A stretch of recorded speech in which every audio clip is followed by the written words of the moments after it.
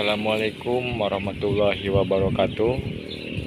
Kembali lagi bersama saya di channel BMP Broiler. Ini ayam umur 10 hari. Lakukan cara ini supaya ayam tetap sehat. Di umur 10 hari kita diadakan penyesetan sekam ya, ke sekam yang begini. Sekam ini kotoran ayam ya yang menumpuk, lalu kita keruk supaya tidak menimbulkan bau yang tidak sedap dan tidak mengganggu kesehatan ayam.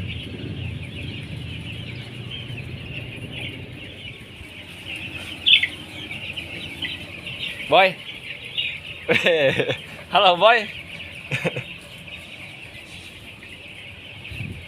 Ini contoh kotoran yang harus dibuang. Kayak gini ya, yang sudah keramik, buang. Ini bisa jadi penyakit untuk ayam, bisa menimbulkan penyakit CRD atau cekrek. Lebih baik mencegah daripada mengobati. Sekam ini tapi kering, ini kering. Ini tai ayam ya. Ini contoh yang harus dibuang karena tidak baik untuk kesehatan ayam.